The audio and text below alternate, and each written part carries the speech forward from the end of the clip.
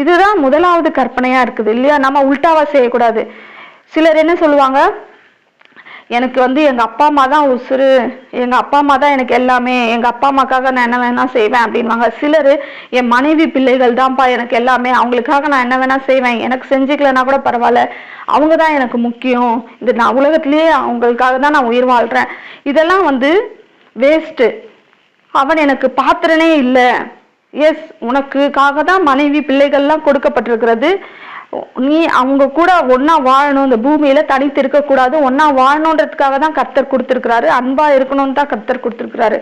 ஆனா கர்த்தரை வைக்க வேண்டிய இடத்துல இவங்களை யாரையும் வைக்க கூடாது. முதலாவது அந்த இடத்துல கர்த்தர் தான் இருக்கணும்.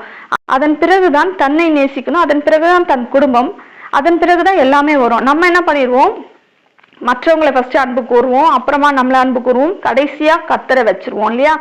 அந்த மாதிரி வைக்கக்கூடாது. ஃபர்ஸ்ட் கர்த்தர் தான் நம்ம வாழ்க்கையில இருக்கணும். 33 முதல் 37 வசனம் வரை, மத்தேயு 5:33 முதல் 37 வசனம் வரை. அன்றியும் பொய் ஆணையிடாமல் உன் ஆணைகளை கர்த்தர் முன்னிலையாய் செலுத்துவாயாக என்று பூர்வத்தாருக்கு உரைக்கப்பட்டது என்று கேள்விப்பட்டிருக்கிறீர்கள். நான் உங்களுக்கு சொல்லுகிறேன், பரிச்சேதம் சத்தியம் பண்ண வேண்டாம், வானத்தின் பேரிலும் சத்தியம் பண்ண வேண்டாம், அது தேவனுடைய சிங்காசனம். பூமியின் பேரிலும் சத்தியம் பண்ண வேண்டாம், அது அவருடைய பாதப்படி. எருசலேமின் பேரிலும் சத்தியம் பண்ண வேண்டாம், அது மகாராஜாவினுடைய நகரம். உன் சிரசின் பேரிலும் சத்தியம் பண்ண வேண்டாம், அதன் ஒரு மயிரையாவது வெண்மையாக்கவும் கருப்பாக்கவும் உன்னால் கூடாதே. உள்ளதை உள்ளதென்றும் இல்லதை இல்லதென்றும் சொல்லுங்கள். இதற்கு மிஞ்சினது தீமையினால் உண்டாயிருக்கும். பொய் ஆணை. நம்ம நினைப்போம், பொய் ஆணையா, இதெல்லாம் ஒரு பெரிய பிரச்சனையா? இன்றைக்கு அது ஒரு சர்வசாதாரணமாகி விட்டது.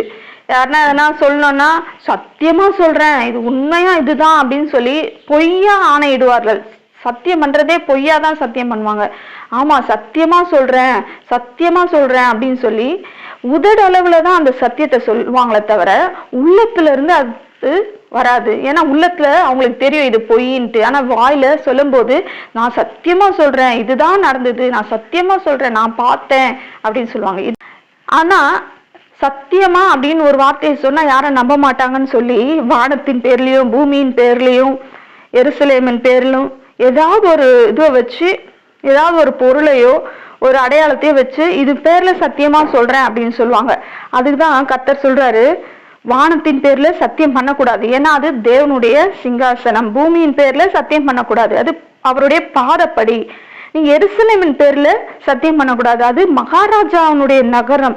உன் சிரசின் பேர்ல சத்தியம் பண்ணாத, அது வெண்மையா இருக்கும் கருப்பா இருக்கும், அதை உன்னால எதுவுமே பண்ண முடியாது.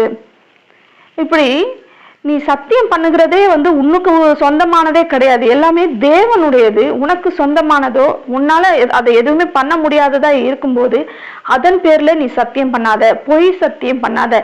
ஏன் சொன்னா, சத்தியம் அவராகவே இருக்கிறார். யாரு? சத்தியம் தேவன் தான் சத்தியமா இருக்கிறார். அவருடைய வார்த்தைகள் ஒவ்வொன்றும் சத்தியமாக இருக்கிறது. உங்களுடைய பொய் சத்தியத்தை அவர் பொறுத்து கொள்வதில்லை. நம்ம உலக பூர்வமா பார்க்க போனா அது ஒரு காமெடியா இருக்கும். பொய் சத்தியம் தானே பண்ணா அப்படின்னு சொல்லி உலகத்துல எல்லாரும் பொய் சத்தியம் பண்றவங்கள நம்புவாங்க, ஏற்றுக்கொள்வாங்க. அதை பொறுத்து அது அவங்களுக்கு தெரிய வந்ததுன்னா கூட பொறுத்து கொள்வாங்க. சரி விடு, எல்லாரும் நீ யாரும் செய்யாத தப்பியா நீ செஞ்சுட்ட, சரி பரவாயில்ல அப்படின்னு சொல்லுவாங்க. ஆனா பரலோகத்தை பொறுத்த வரைக்கும் பொய் சத்தியம் என்பது தேவனால் பொறுத்து கொள்ள முடியாத ஒரு காரியம். ஏன்னா அவரே சத்தியமா இருக்கிறார். அவர் ஒருபோதும் உங்களுடைய பொய் சத்தியத்தை பொறுத்து கொள்வதில்லை. நீதியின் மேல் பசிதாகம் உள்ளவர்கள் பாக்கியவான்கள் என்று சொல்லப்பட்டிருக்கிறது. அப்போ நீங்கள் நீதியாக நடந்து கொள்ளணும், தேவையில்லாம பொய் சொல்ல கூடாது. உள்ளதை உள்ளதென்றும் இல்லதை இல்லதென்றும் சொல்லுங்கள்.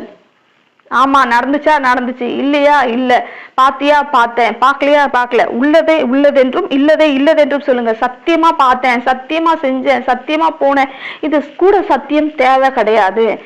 இதுதான் நடந்தது அப்படின்னு உள்ளதை உள்ளதென்றும் இல்லதை இல்லதென்றும் சொல்லுங்கள். அதற்கு மிஞ்சி எதனா சொன்னா அது தீமையினால் உண்டாயிருக்கும். இது பாவத்துல போய் முடியும்.